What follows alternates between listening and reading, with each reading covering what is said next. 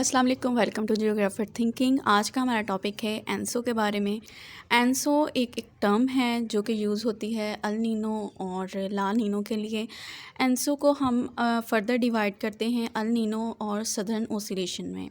ये ज़्यादातर southern hemisphere में बिल्कुल इक्वेटर के राइट में सारा प्रोसेस अकर होता है और it give hint of something oscillate back and fourth के कोई चीज़ जो है वो बैक एंड फोर्थ मूव कर रही है। इसमें हम ओशन के टेम्परेचर के बारे में बात करते हैं। बैक एंड फोर्थ मींस के ओशन का जो टेम्परेचर है वार्म से कूल की तरफ और कूल से वार्म की तरफ मूव करता है। ये सारा प्रोसेस स्पेसिफिक ओशन में जो है वो अकर होता है। एनसो के 3 फेजेस हैं। एक नेचुरल फेज़ जिसे न्यूट्रल फेज़ भी कहा जाता है, दूसरा एल नीनो और तीसरा है ला नीनो। तो फर्स्ट न्यूट्रल फेज़ में हम देखते हैं कि पैसिफिक ओशन का जो सेंट्रल पार्ट है वो वार्म होना शुरू हो जाता है ड्यू टू सन रेज। और ये जो वार्म ओशन है ये मूव करना शुरू हो जाता है वेस्टर्न कोस्ट की तरफ। पैसिफिक ओशन की जो वेस्टर्न कोस्ट है उसकी तरफ ड्यू टू ट्रेड विंड्स की यहाँ पे जो स्पीड होगी वो नॉर्मल होगी। और ट्रेड विंड्स जो है वो पुश करता है ओशन वाटर को towards Asian land which is called the western Pacific and it's a warm water. Temperature due to high temperature warm air जो है वो राइज़ करना शुरू हो जाती है और कन्वेक्शन प्रोसेस होता है जिसकी वजह से वेस्टर्न पैसिफिक पे रेन स्टार्ट हो जाती है। अब ये जो वार्म एयर जो है ये मूव करना शुरू हो जाती है ईस्टर्न पैसिफिक की तरफ। ईस्टर्न पैसिफिक मींस जो है साउथ अमेरिका, इक्वाडोर और पेरू का जो रीजन है उसकी तरफ। और it makes region cold and dry. Again it started to move west to continue cycle. This all cycle is called Walker circulation.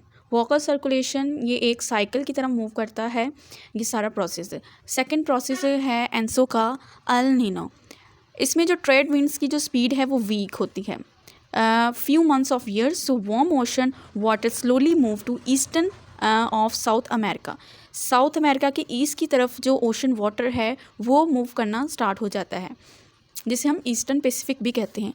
Warm water replacing of cold ocean currents and cold water started to dense. और इस dense की वजह से ये जो water है वो deep ocean में मूव करना शुरू हो जाता है। जैसे ही वार्म वाटर राइज अप होता है तो कूल वाटर जो है वो मूव डाउन मींस डेंस होना शुरू हो जाता है। तो एक वॉकर सर्कुलेशन जो है इसमें यहाँ पे वो चेंज हो जाएगी। इसमें ये होगा कि ऑस्ट्रेलिया ईस्ट एशिया में जो है वो कोल्ड टेम्परेचर होगा। इसमें no rain and inner Australia drought condition आपको देखने को मिलेगी। और पेरू और इक्वाडोर एरिया में आपको यहाँ पे हैवी जो है वो रेन नज़र आएगी। This is La Nina. La Nino में जो ट्रेड विंड्स हैं वो बहुत ही ज़्यादा स्ट्रॉन्ग होती हैं। वार्म ओशन करंट्स जो है वो मूव फ़ौरन ही इमीडिएटली जो वार्म ओशन है वो मूव करता है और कूल्ड और डेंस वाटर जो है उसकी जगह लेने के लिए राइज अप होता है। इसको हम थर्मोक्लाइन भी कहते हैं। और इसकी वजह से जो ओशन जो वाटर है उसका टेम्परेचर ज़्यादा राइज़ करना शुरू हो जाता है थर्मोक्लाइन कंडीशन में। वॉकर सर्कुलेशन प्रोड्यूस होती है और ऑस्ट्रेलिया ईस्टर्न एशिया में हैवी जो है वो रेन फेस होती है। और Australia eastern Asia mean western Pacific में हैवी रेन देखने को मिलती है और स्टॉर्म वगैरह हमें नज़र आते हैं। आपने हमेशा याद रखना है कि ला नीनो में जब ट्रेड विंड्स हैं वो स्ट्रॉन्ग होती है तो ज़्यादा तेज़ी के साथ जो सेंट्रल वार्म वाटर है वो वेस्टर्न पैसिफिक की तरफ मूव करेगा और वक्त से पहले आपको हैवी रेन और स्टॉर्म देखने को मिलेंगे। ला नीनो जो है वो इफ़ेक्ट करता है more in countries than El Nino.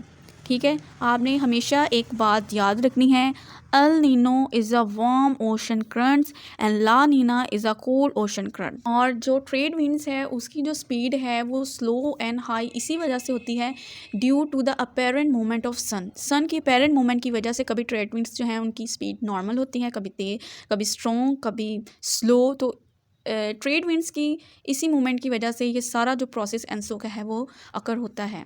ठीक है, ओवरऑल मैं आपको फिर बता देती हूँ। ENSO is a El Nino and southern oscillation movement and it divided into 3 phase, neutral, El Nino, La Nina. Neutral में नॉर्मल कंडीशन रहेगी। अल नीनो जो है एक वार्म ओशन करंट्स है और ला नीनो एक कोल्ड ओशन करंट्स है। ठीक है, आज के टॉपिक के लिए इतना ही। चैनल को सब्सक्राइब ज़रूर कीजिएगा और बेल बटन को ज़रूर प्रेस कीजिएगा। नेक्स्ट मुझे कमेंट सेक्शन में ज़रूर बताइएगा कि कौन सा टॉपिक है जिस पर मुझे वीडियो बनानी चाहिए। तो थैंक यू, खुदा हाफिज़।